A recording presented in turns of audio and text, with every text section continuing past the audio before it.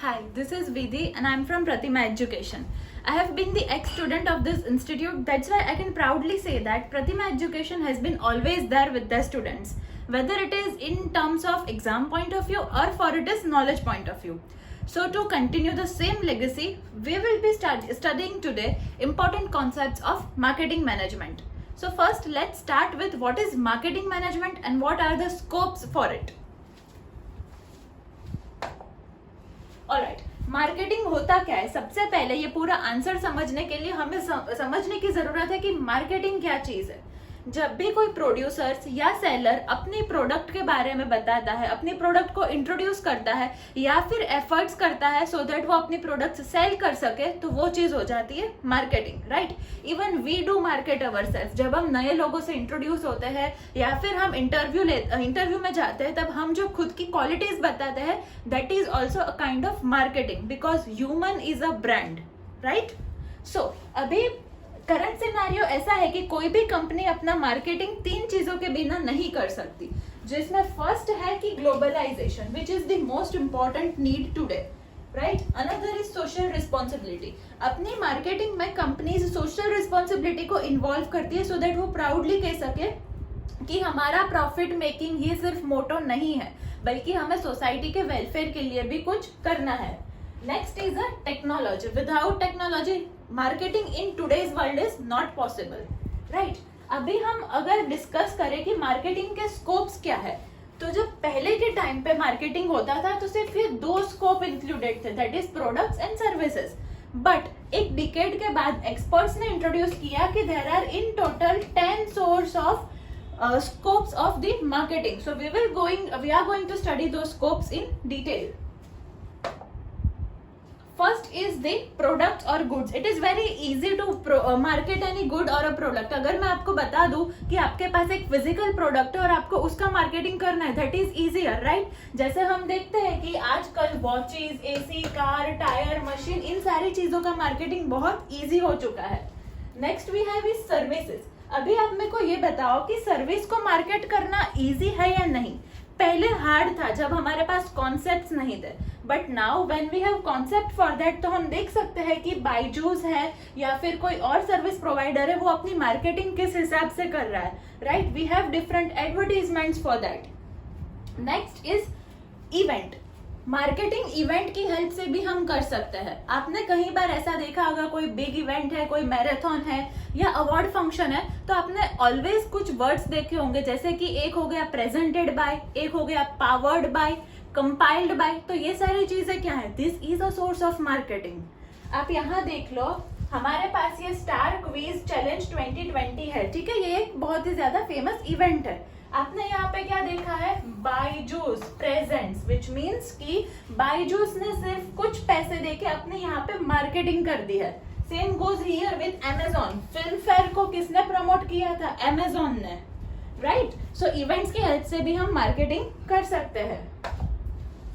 Next we have is experience. आजकल हम कहीं पे भी घूमने जाते हैं या कोई भी नई चीज ट्राई करते हैं, तो सबसे पहले हम क्या देखते हैं कि उसके रिव्यूज कैसे है, जिन्होंने ट्राई किया है उनका एक्सपीरियंस कैसा है उस प्रोडक्ट को लेके.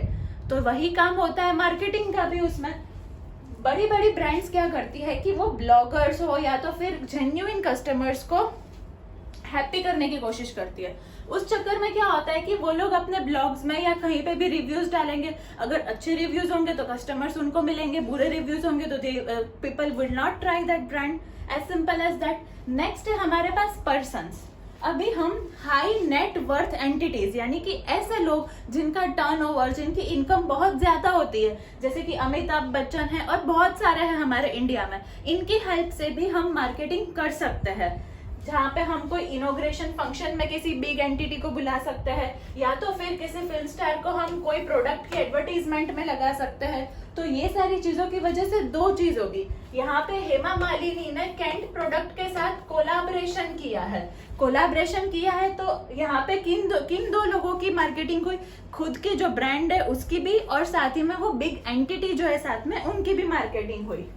Next we have is places. We all try to advertise our place. हम कहीं पे भी जाते हैं तो हम स्टोरी रखते हैं ना, दैट आई एम हियर. हम प्राउडली लोगों को बताते हैं. तो उसी तरह से मार्केटर्स ने सोचा कि क्यों ना हम जो डिस्ट्रिक्ट है, जो स्टेट्स है, उनका भी हम अच्छे से मार्केटिंग करें। तो आ गया कॉन्सेप्ट हमारे पास गुजरात टूरिज्म, जिसके ब्रांड एम्बेसडर अमिताभ बच्चन है। We have Madhya Pradesh tourism. तो प्लेसेस को भी हम मार्केट करके पैसा कमाते हैं। Next we have is ideas. आपने देखा होगा कि आइडियाज जो है ना, वो आजकल के टाइम के बहुत इंपॉर्टेंट चीज है। अगर आपके पास आइडिया है, आप रेडी हो दुनिया को जीतने के लिए। वैसा ही एक कॉन्सेप्ट पेपर बोट लेके आया था बहुत साल पहले। जब पेपर बोट नहीं था तब किसी ने सोचा भी नहीं होगा कि एक मेमोरीज का कॉन्सेप्ट आएगा। आप एड में देख सकते हो, अभी हम आपको एड दिखाएंगे उसमें कि कैसे वो जो बचपन की मेमोरीज थी उनको रीयूज करके उन्होंने अपनी प्रोडक्ट सेल करने की स्ट्रेटेजी निकाली है। Let's have a look at that.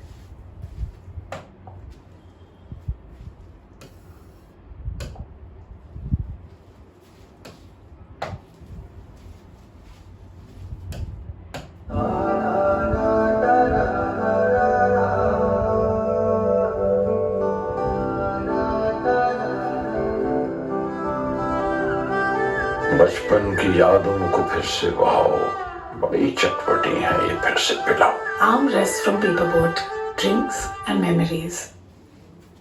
तो यहाँ पे हमने देखा कि कैसे बड़ी बड़ी ब्रांड्स जो है वो अपनी प्रोडक्ट का मार्केटिंग कर रही है। यहाँ पे पेपर बोट का आइडिया क्या था कि बचपन की यादों को ताजा करना है। That is what they are doing. और वो अपने ही आइडिया को अपनी ही टैगलाइन बना के मार्केट कर रही है, राइट?